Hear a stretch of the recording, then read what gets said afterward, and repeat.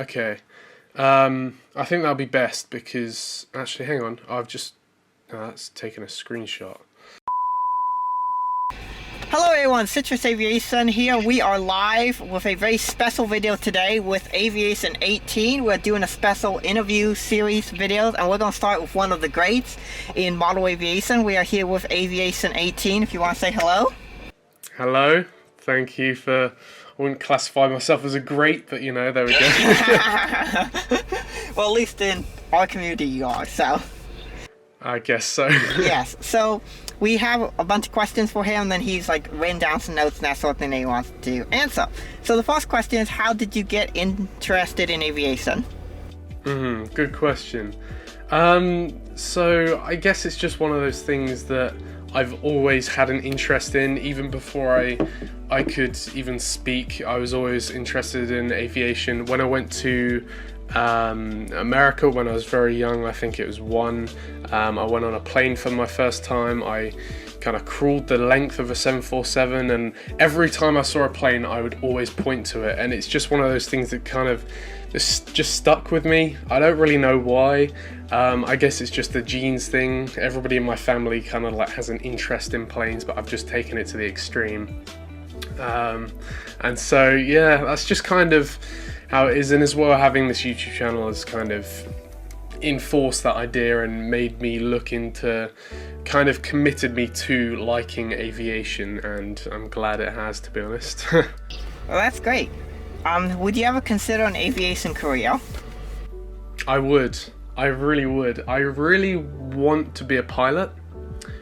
I'm not sure how realistic that is, but we'll see. If not a pilot, something in the aviation area, I guess you could say. I do really want some kind of aviation related job. So if not a pilot, something else, but it's definitely going to be to do with aviation. Yeah, that aviation jobs are great, and for anyone who's interested in aviation, there's all kinds of things you can do. I know being a pilot's like one of the first things that you can think of, but there's lots of great things you can do. It's like there's tons. So the next question is, what makes your channel unique from other aviation YouTubers? Yeah, this is an interesting question because it's like I don't want to brag, but I would say one thing that my channel has kind of done that's maybe new to especially the Gemini Jets kind of area on YouTube is kind of the editing style, I guess you could say. I started YouTube back in June or May of 2015, and although there were a lot of other Gemini Jets YouTubers back then, I think I may be mistaken when I say this, but especially with the airport updates and how I would have the cuts and the music to it, that was quite a new concept, I think. And I mean, there's nothing wrong with the other way of just having your phone or a camera and just going around the airport, but I think that was one thing that I kind of added into the Gemini Jets kind of community, I guess you could say. And yeah, so that's one of them, and yeah, there are a few more, but I won't jump straight into that. Yeah, it's kind of, I don't want to be too biased because obviously this is about myself and other people may have some different say on it, but yeah, that's what I think anyway. I think one of the things that was like really cool with your style, like lots of other people do now, it's actually like comes from like the vlogging style of videos, and you just like kind of translate that like, to aviation videos. Yeah, like revealing my face and things like that, I guess you could say. Yeah. So one of the things that makes your channel unique is that you don't put ads on your videos. Why is that? Even though you could easily do that. I could easily do that, and I think now I am starting to think about putting ads on my videos, but the main reason I started to not put ads on my videos is because I always made it a thing within my head that I was doing this not because of the views or because of the money. I was doing this because of my love of aviation, and I still stick to that. But now it's becoming increasingly hard because YouTube kind of takes up the space of a job. I don't think a lot of people realize how much time making YouTube videos actually takes up. And so I am looking to put ads on my videos, not because I want the money, but more because I need the money, because I don't have a job at the moment, and the main reason for that is because I spend so much time making YouTube videos. And so if I had a choice, I wouldn't put ads on my videos, I wouldn't make money off of YouTube, but I think it's getting to the point where I'm gonna have to. Yeah, it allows you to make like more videos and better content, that sort of thing. And like a single video takes like 3 to 6 hours to make, something like that. Yeah. From my experience. So it's a lot of time. So like, what inspired you to make YouTube videos? Yeah. Well, as I said, I started my YouTube in May or June of 2015, and back then I was in the UK, we call it year 8, which is I think grade 7 or grade 9 for you Americans. It was somewhere around there, and that was kind of the time where it was the trend to have a YouTube channel. Everybody I knew, all of my friends had YouTube channels. It wasn't to do with aviation, but everybody had a YouTube channel, and there's so much pressure to get one. Nowadays, I'm the only one of my friends that still has a YouTube channel. I kind of had a set topic, which was aviation. They would be making videos like, oh, top 10 facts about me and things like that. And you know, there wasn't really much content behind it. You couldn't really go much with kind of that kind of style. And I was the only one who had something to do it about, which was aviation, Gemini jets, all of that kind of stuff. And so it was really my friends and kind of the culture at the time, school culture, to get a YouTube channel, and then it just kind of stuck. Yeah, and I really like YouTube. I mean, I started back about then, a few months before you did, but I remember some of your early vids. And I can see how that style's continued and developed, so it's really awesome. What inspired you to build your first airport? Again, it was actually from YouTube. I really kind of miss the old Gemini Jets community. I love the one we've got now, but I just kind of miss some of the older creators that we had that were making them. 2 YouTubers in particular inspired me to start making a model airport. One of them is still going, and that one that's still going is Gemini Jets 13. He's a channel with about 5,000 subscribers, and he does a model airport of Charlotte. I don't know if you've heard of him before. Oh yeah, I've watched his videos for a long time. Yeah, he's great. And so he was one of those ones that inspired me, and the other one doesn't do YouTube anymore, but it was a YouTuber called Gemini Jets Dublin. I don't know if you can remember back then. That was like 4 years ago, when he did like his 1,000 subscriber thing. Yeah, I think he got to about 1,000 and then he just stopped. Which was kind of sad, because I really did enjoy his style. He was the YouTuber that inspired me to make like a homemade style of airport with the paint and everything. Gemini Jets 13 was the one who kind of inspired me to do the kind of American theme. It wasn't just him that made me do the American theme, but I'll get onto that later because I believe there's a question related to that, so I won't go into that. Yeah, it's actually like the next question. Oh, is it? Oh, there we go. So like the question is, you live in Europe obviously, but you model American airports. Yeah. Why do you model American airports instead of European airports? So all of my family live in America. They live in Washington, D.C., and that's the reason why I'm always going to Washington, D.C. Is to see them. And the 2 airports that I go to the most are London Heathrow and Washington Dulles. They're the 2 airports I'm always flying in between. And so when I started making the model airport, which was in 2012, I started YouTube in 2015, but I actually started building a model airport in 2012.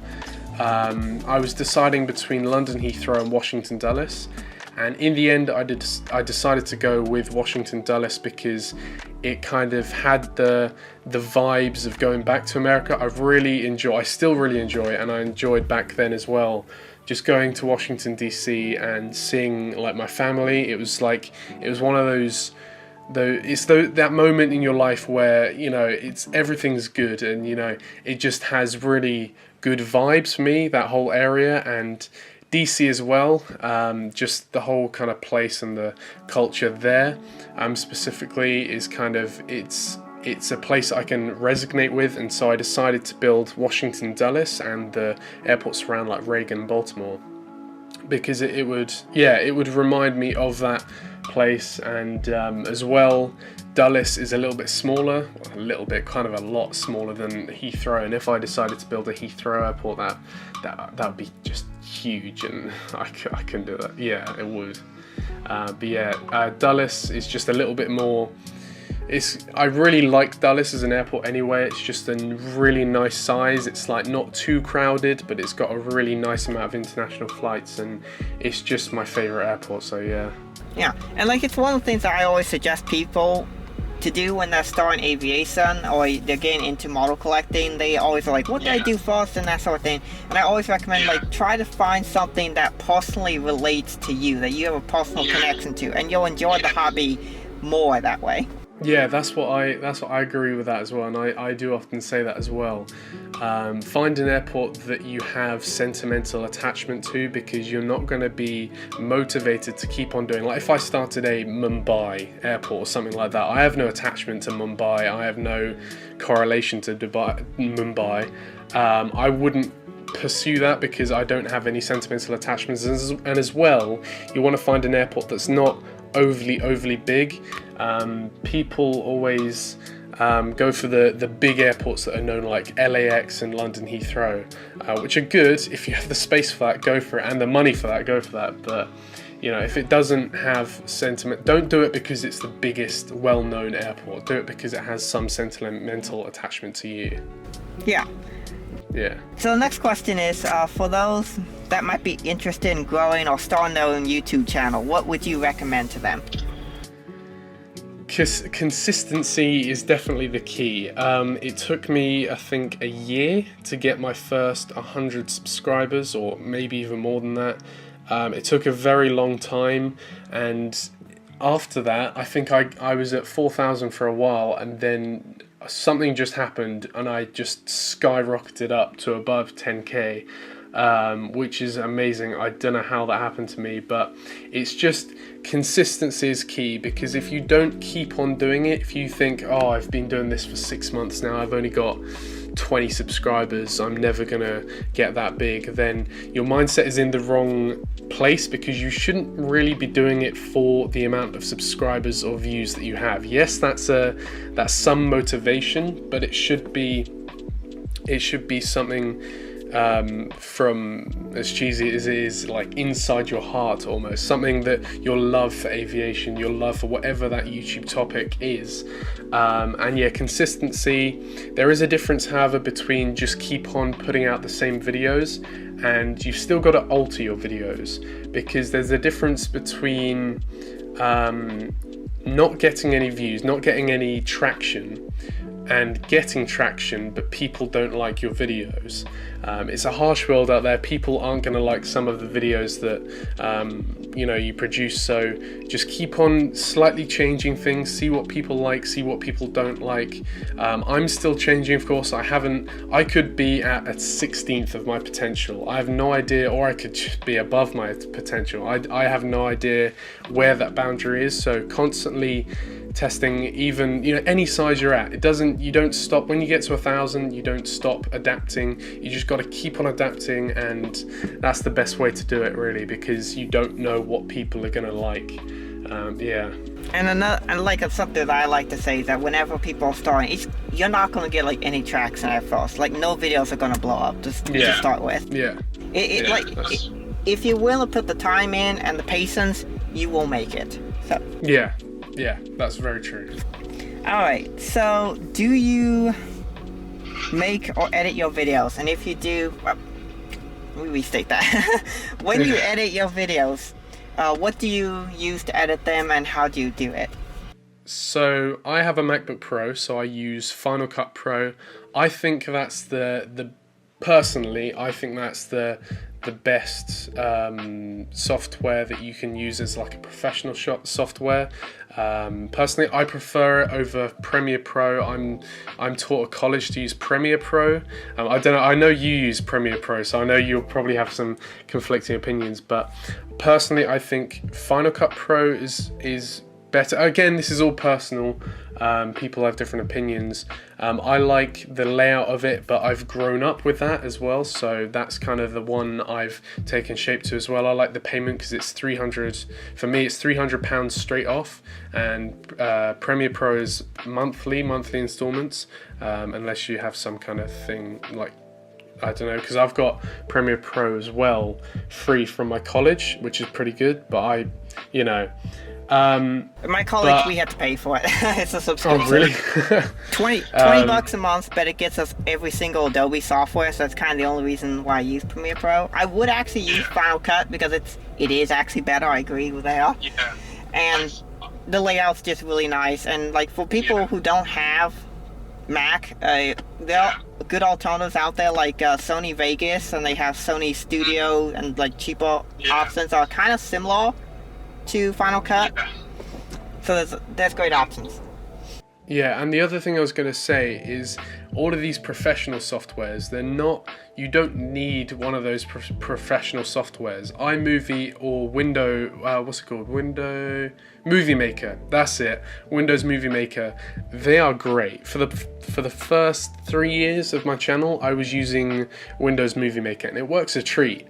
Eventually, when you start to see YouTube as more of a permanent thing, then you can make the move into either Final Cut Pro or Premiere Pro, but you really don't feel like, oh, I'm not growing because I don't have a professional software. It's not that at all. You can grow with a simple software. I mean, Windows Movie Maker is completely free. I think iMovie is as well. And so, yeah. Yeah, those are free softwares if you have like a Mac or Windows, so it's good. They're great options. Yeah. Let's see, the next question. What models do you want to see made that are currently not available? Yes, this is a good question. I really want, the plane that I want the most is a United Express. I just want a mold, which is the ERJ 145 with the winglets. I know that they've got the non-wingleted version, but they haven't made them for a while. I'd love Jets to release a United Express specifically for me. A United Express ERJ 145 with the winglets in the new livery, of course. That's what I really want. And the other one as well is the CRJ 200 in the new livery. I'm sure they'll really come to releasing that soon, but yeah, just because of the new livery and United Express planes are everywhere at Dallas, that's the two that I would say need to be released. Yeah, those are really good answers, and well, if you guys are like watching this video like a year or two, maybe this answer will be way outdated, but I mean, that's like for whatever we want, like it's always changing. But it's always good to have a goal. Anyway. It is. So, what is your favorite airline and why? My favorite airline has to be British Airways. Now I know people watching this have just gasped or choked on their tea or whatever, but my favorite airline doesn't have to be the best airline. If I was going to say the best airline, I would go with something like Emirates or Etihad because, well, I haven't actually flown Etihad, so I don't know. But Emirates would probably be the best airline. But my favorite has to be British Airways, just because of the sentimental value that airline has. It's the airline that's taken me for years since I was born to America to see my family and all of that. So it has a sentimental attachment to me, as well being from a patriotic aspect. It's my home airport, and with the Concorde and things like that, it was a great airline. I think it does still have potential to be a great airline. It's definitely better than most airlines out there, but yeah, that's my favorite airline, British Airways. Alrighty, where do you see yourself in 5 years? 5 years, hopefully still doing YouTube. Hopefully still doing YouTube, and also I want to see myself integrated into some sort of aviation job, whether that be a pilot or whatever. I'll probably figure out by then, but at least training to be a pilot or whatever ends up happening by then, that's where I see myself by then. Alright, how has YouTube changed your life?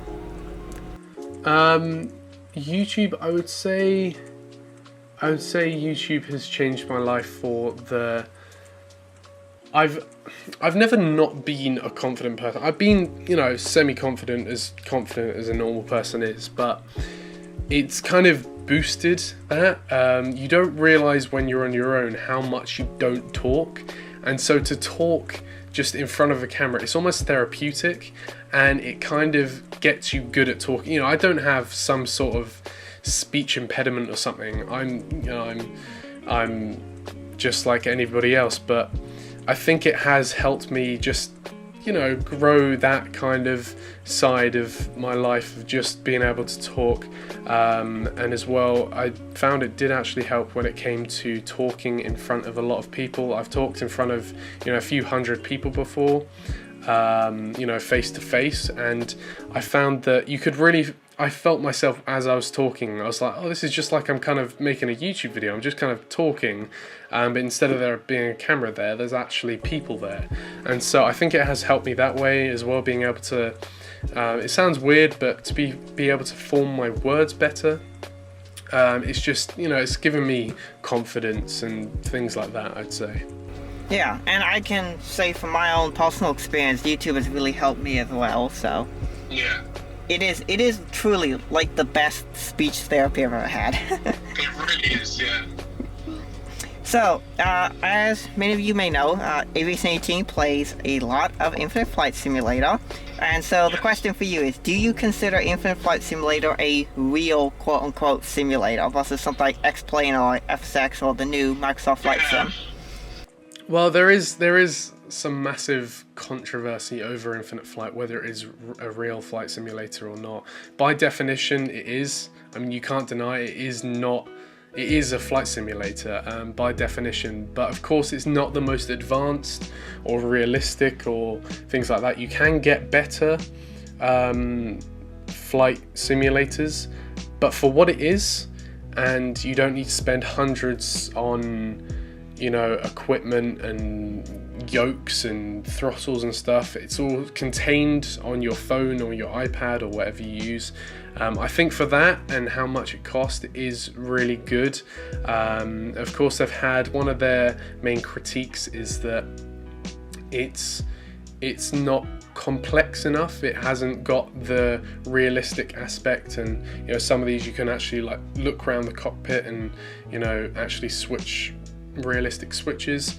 With Infinite Flight, it's a little bit less like that, but they are taking steps to improve that. They've got some of the aircraft like the A350 and A10 I know has it, but they've got a lot of their newer planes now have working cockpits, so you can actually be fully in the cockpit view and use that instead of having the HUD open.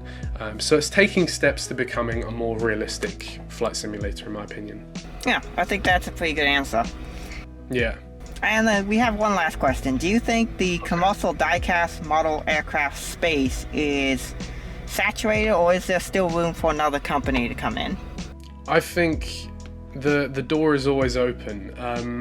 I think, especially now with the whole controversy with Gemini Jets, I think it's more open than ever to new companies coming in.